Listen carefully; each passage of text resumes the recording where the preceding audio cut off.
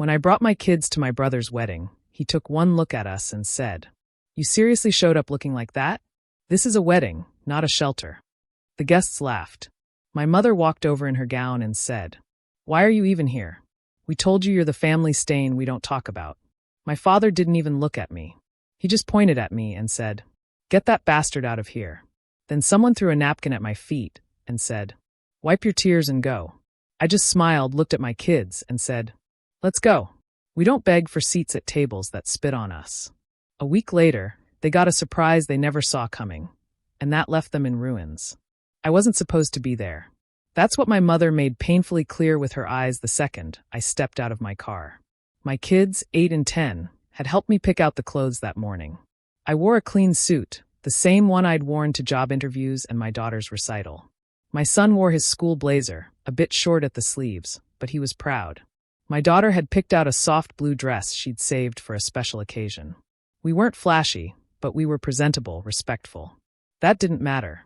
It was my younger brother Mark's wedding, the one the whole family talked about for over a year. The one I was invited to, though the invitation came late in an email after I had already heard about it from someone else. There was no RSVP card, no follow-up. I assumed it was an oversight. I assumed wrong. We arrived just before the ceremony. I didn't want to disrupt anything, just sit quietly in the back. Be there for my brother. Show my kids that family meant showing up even when it was hard. Mark saw us first. He was talking to some groomsmen, laughing. Then his eyes locked on me, and he just froze. And then he said loud enough for heads to turn, "You seriously showed up looking like that? This is a wedding, not a shelter." People laughed. Real laughter. The kind that stings because it's not hidden. I instinctively reached for my daughter's hand and pulled her close. My son looked down at his shoes. Before I could even respond, my mother glided over, satin gown shimmering, her expression already venomous. "Why are you even here? We told you you're the family stain we don't talk about." I didn't reply. Not yet. I looked past her to see my father.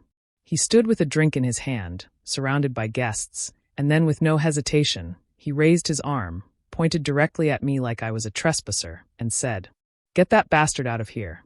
I heard someone behind me laugh and say, "Wipe your tears and go," before tossing a napkin at my feet like I was some sobbing beggar. I wasn't crying. I bent down, picked up the napkin, folded it, and tucked it in my pocket. Then I smiled at my kids. "Let's go," I told them. "We don't beg for seats at tables that spit on us." We turned and walked. No drama, no yelling. I held my kids' hands the whole way back to the car. But as soon as I got in, I locked eyes with myself in the rearview mirror, and I promised one thing. They'd regret it. They'd regret every word, every laugh, every cold glance. Not because I'd shout or scream or plead, but because they'd forgotten exactly who they were dealing with. A week later, they found out. And when they did, the entire wedding, every dollar of it, began to unravel. It's funny how people will spit in your face while standing on a foundation you built for them. They saw me as nothing, a stain like my mother said, because I don't show off. I work in logistics. Boring title, but I run a consulting business that helps streamline supply chains for major event companies.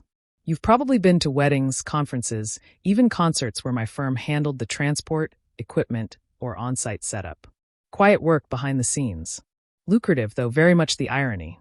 Mark and his fiancée used one of our clients for the wedding planning. I didn't even know at first. It wasn't until I went home and started cleaning out my inbox, trying to distract myself, that I noticed an email forwarded to me weeks ago from a client contact. A vague note about a wedding job at a vineyard 2 hours outside the city. Mark's wedding. I clicked through the booking info. My last name was on it. See, one of the perks I quietly extended to family before I was the stain was that I added their names to our family and friends rate file. My brother's fiancée must have seen the company name and asked someone in the family if they had a connection. They probably told her, "Oh, Opie works with them. Use his name. It'll get you a discount." And it did. A big one. Nearly 40% off. The floral vendor, my contact, the tents, chairs, lighting, all routed through my supplier network. Even the string quartet was booked through a partner company we refer. And because I'm in the industry, they all assumed it was a favor I'd signed off on. That's how it works in my line of business. Favors, handshakes, mutual trust. I never got a thank you. Not that I needed one, until they humiliated my kids and treated me like trash. So I made 3 calls. Calm, quiet, professional. First, to the event management firm. I told them my name was used on a client file without my consent and that I was retracting my discount authorization. That meant full fees were now owed. Second, to the equipment supplier. I asked them to audit the account for unauthorized usage under my name. They froze the file pending verification, which flagged the wedding order. Third, to the music agency. I simply let them know the job was booked under my credentials and I couldn't vouch for the client. They pulled out same day. No yelling, no emails from a burner, just industry policy and a few signed agreements with clauses people never read. By Thursday, 5 days after the wedding, my brother's new wife called me from an unknown number. She was crying. I didn't pick up. I didn't need to. They'd learned, like I said, not through revenge, just exposure. The truth was simple. The stain they mocked was the thread holding the whole thing together. And they pulled it loose. By the weekend, it was public. Not because I told anyone, I didn't have to. When vendors start pulling out and invoices start tripling after the fact, people talk fast. The venue reached out to the wedding coordinator, confused as to why payments weren't lining up. The floral company withheld their final batch of photos and materials, citing breach of agreement. And the quartet? They had been paid partially up front, but after my name was retracted, they walked and posted a "We do not support unethical booking practices" message on their social media. It wasn't just messy, it was embarrassing. Then the billing corrections rolled in. Mark and his wife had to pay full rate retroactively to the tune of $28,000. Their budget had been tight from the start. They used every family favor they could scrounge. Turns out I was the biggest favor. They didn't even realize it until after I pulled it. I know all this not because I snooped, but because people started coming to me with it. Mutual contacts in the event industry reached out asking what happened, wondering why I'd pulled the plug. A few even asked if they'd done something to offend me. I told them the truth. They insulted my children in front of 200 guests. That's all. Word spread quietly but effectively. By Tuesday, my mom texted me a long dramatic message about family unity, followed by a guilt trip about how I made things worse for everyone by being petty. I replied with a single sentence. "You should have left my kids out of it." She didn't respond. But that wasn't even the final blow. That came from the bank. Turns out Mark and his new wife had taken out a personal loan to cover the rest of the wedding. Even after all the discounts, they were depending on some post-wedding gifts, a family honeymoon fund, and a few checks from our father to float them through. Well, the honeymoon fund was organized through a shared account that I set up years ago for group gifting, mainly to keep things simple for family events. I created it, I managed it, and I forgot I even had admin access. When I checked it, I saw the balance, $6,200. Before I closed the account, I refunded every contributor except one. Mark. He messaged me an hour later, angry, sputtering, demanding I return his money. I ignored it and locked the account permanently. By the end of the week, I heard from a cousin that Mark and his wife canceled their honeymoon. Not postponed, canceled. My mom was furious, not because she cared about me, but because now her perfect wedding story had a dark cloud hanging over it. My dad never reached out, of course. He doesn't know how to talk unless he's pointing a finger. And just when they thought the storm was over, something else dropped. The final surprise came from my grandmother's estate. She passed 2 years ago.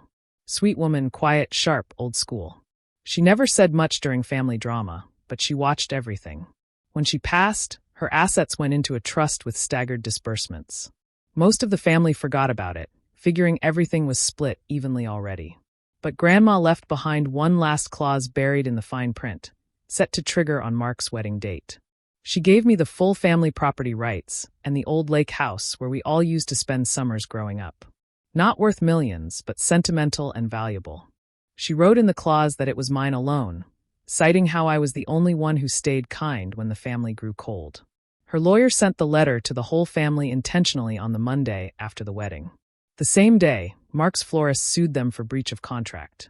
My phone blew up, cousins, aunts, even my mom. She left voicemails, some angry, some trying to cry, saying Grandma must have been confused, that the lake house belonged to the family. One message even said they'd already promised it to Mark and his wife for their future kids. I sent one response to all of them. A scanned copy of the will's final page with Grandma's signature and a note in her handwriting that said, "For the one who never needed a seat at the table to know his worth." That was it. I didn't need them to be in ruins. I just needed them to see what they'd lost when they treated my kids, their own blood, like a stain. I've since taken the kids to the lake house twice. We painted the porch. We cooked over the fire pit. We swam until dark. They asked me once if we'd ever go to another family wedding. I just shook my head and said, no, but maybe someday they'll show up to yours looking like they finally understand. We don't beg for seats anymore. We build our own tables now, and ours is room for people who know how to love without conditions. If you enjoyed this story, don't forget to like, comment, and subscribe to the channel. I'd love to hear your thoughts, and it really helps the channel grow. Thanks for watching, and I'll see you in the next one.